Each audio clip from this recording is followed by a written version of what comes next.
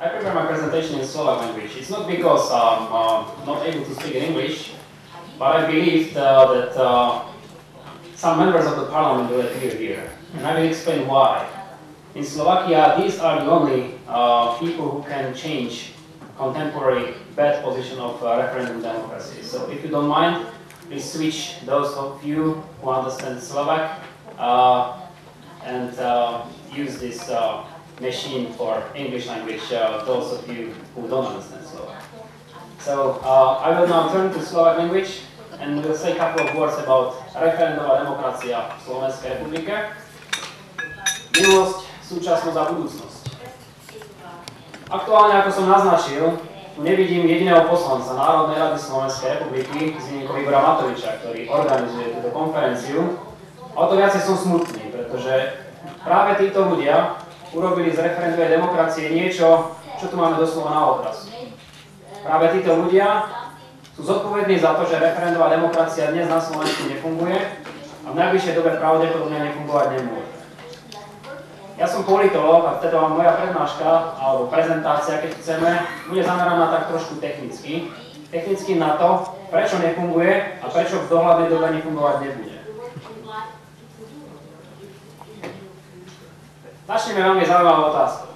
Súhlasíte s tým, aby sa Slovenská republika stala členským štátom Európskej únie? Práve tejto otázke, dôležitej otázke existencie Slovenskej republiky ako takej, sa napriek enormnej podpore širokého politického spektra v roku 2003 vyjadrilo len 52,15% obyvateľov, alebo ak chceme oprávnených voličov.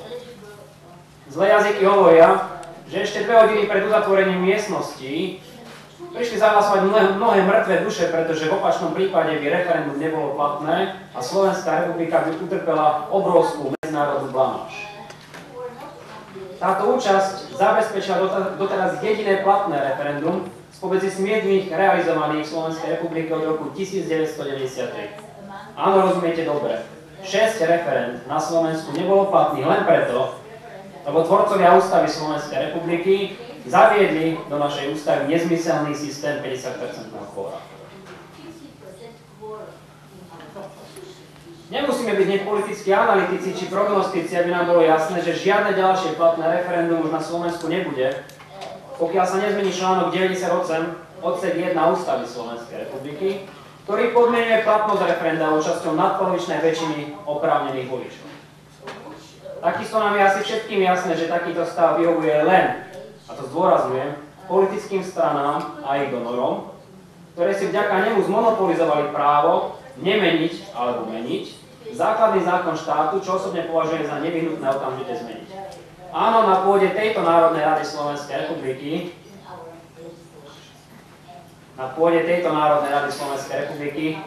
sa v poslednom období objavili otázky, ktoré súviseli so zmenou ústavy Slovenskej republiky, ktoré mnohých občanov Slovenskej republiky vôbec netrápia, prípadne trápia len minimálne. Ale to, že tu máme niekoľko rôznych dier v ústave, ktoré jednoznačne predpokladajú zneužívanie moci politickými stranami, to zdá sa poslancov tejto Národnej rady vôbec netrápia. Okrem vyššie zmieneného je v prospech takejto úpravy, o ktorej hovoríme, hneď niekoľko ďalších skutočností, z ktorých si dovolujem vybrať.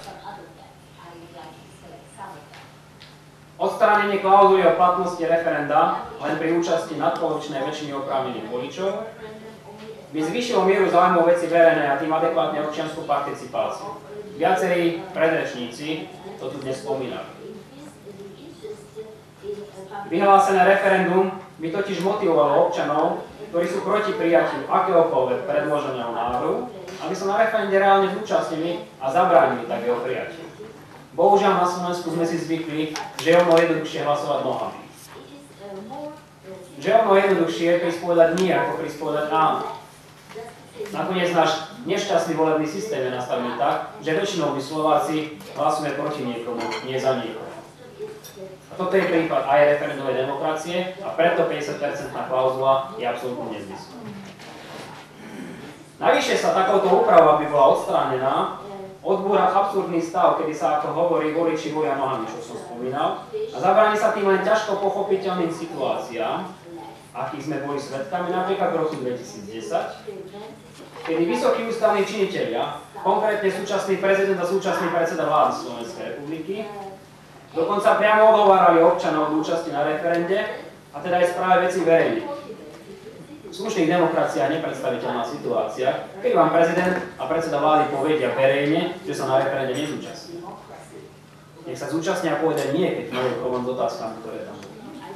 Ak dnes nikto nespochybňuje mandát predsedu vyšších územných celkov, len pripomínam, že na zvolenie toho v Košiciach bolo potrebných 8% obyvateľov, alebo poslancov Európskeho parlamentu, tiež to tu už dnes bolo zmienené. Na Slovensku sme rekordmani účasti, respektíve neúčasti. Naposledy sme tam poslali 13 poslancov pri menej ako 20% účasti. Prečo viazať platnosť referenda a rozhodnutia v referende na 59% účasť občanov?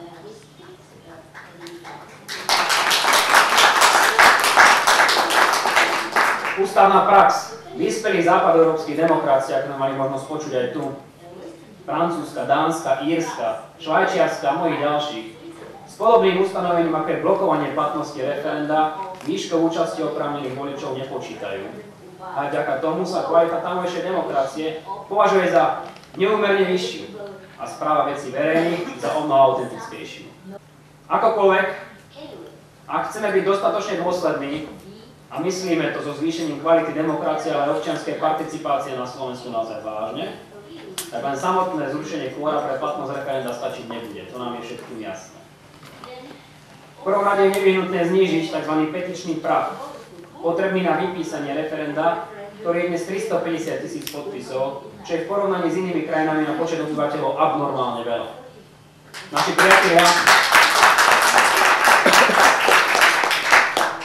priatelia zo Švajčiarska by nám určite vedeli porozprávať, kde pri 7 miliónov obyvateľov potrebujú na vypísanie obligatórneho referenda podstatne menej podpisov. Nehovoriac už o tom, a to bola jedna z vecí, ktorá ma šokovala pri mojom prvotnom štúdiu politológie, že v Taliansku, ktoré má 60 miliónov obyvateľov, pokiaľ sa dobre pamätám, je potrebných 600 000 podpisov na vypísanie celoštátneho referenda. Slovensko, 5,5 milióna obyvateľov, 350 000 podpisov. Ak iste vám tu niečo nesedí, že? Máme tu ďalší vážny problém, ktorý znemožňuje výkon referendovej demokracie na Slovensku. Ústavní právnici si dnes lámu hlavu nad tým, či je vôbec platné referendum na Slovensku záväzné alebo nie. Bijú sa tu predovšetkým ustanovenia ústavy, článok 98 odsek 2, ktorý predpokladá, že návrhy prijaté v referende vyhlási Národná rada Slovenskej republiky rovnako ako zákon. Ale máme tu iný článok Ústavy Slovenskej republiky, konkrétne 73 odsek 2 o neviazanosti príkazmi poslancov Národnej rady, ale aj článok 72, ktorý explicitne vymedzuje Národnú radu ako jediný ústavodárny a zákonodárny orgán Slovenskej republiky. Ďalšia diera v našej ústave, ktorá by akoby nikomu za 20 rokov existencie Slovenskej republiky nevadila. Na čo aj, keď referendová demokracia na Slovensku fungovať vlastne nemôže. Je preto nevyhnutné vniesť do Ústavy Slovenskej republiky zmienku o záväznej platnosti výsledkov referenda, čo umožní tento problém definitívne vyriešiť. V neposlednom rade je potrebné dodať, že by si odbornú alebo obdobnú revíziu zaslúžili aj legislatívne ustanovenia opravujúce referendum na miestnej a regionálnej úrovni, na ktoré netreba zabúdať. Tie sú, bohužiaľ, v dnešnej situácii na tom ešte horšie. Predstavte si, že keď chcete vypísať referendum o vyššom územnom celku, niečo ako kantóne vo Švajčiarsku, potrebujete získať 30% podpisov všetkých voličov v tomto vyššom územnom celku. Na prvý pohľad je zrejmé, že takéto niečo je takmer nereálne. V menších obciach je taká možnosť ešte ako tak predstaviteľná a viaceré miestne referendá sa udiali. Vo väčších mestách, kto sa do takéhoto niečoho pustí, sa považuje za akoby malého samovránu. Nehovoriac o tom, že keď sa aj podarí vyzbierať týchto 30% podpisov, stále je tu platné 50% kvórum, ktoré dnes znamená, že odvolať primátora alebo starostu alebo predsedu vyššieho územného celku, a hneď by som vedel jednom adeptovi, je takmer na Slovensku nereálne. Vďaka takýmto zmenám, ktoré by začali miestnou, regionálnou a potom prípadne celoštátnou úrovňou, by sa občania podľa princípu bližšia koša ako kabát, by si teda občania podľa tohto princípu vyššia koša ako kabát, zvykali na nové referendové možnosti ďaleko rýchlejšie, pretože si myslím, že začať treba naozaj na miestnej úrovni. Zároveň sa predpokladá, že by v rámci aj podstatne aktívnejšie participovali na správe vecí verejných, čo by bolo vzhľadom na aktuálny stav viac ako žiaduce, a na tom sa určite všetci zhodneme. Nechal som množstvo otvorených otázok v rámci tejto prezentácie. Musím sa priznať, že časť z nej, alebo teda väčšia časť z nej, už odznela aj v slovenských médiách, u ktorých boli doplnené ešte niektoré ďalšie kapitoly, ktoré som publikoval. A budem teda úprimne rád, ak budete aj vy mať ochotu do tejto diskusie sa v budúcnosti zapojiť. My sme na to pripravení, hovorím o nás na akademickej pôde a verím tomu, že skôr alebo neskôr sa zapojí aj Národná rada Slovenskej republiky, prípadne ďalšie mimovládne organizácie, okrem tých, ktoré sú veľmi aktívne a ktorým úprimne ďakujem za pozvanie na túto konferenciu. Všetko dobré.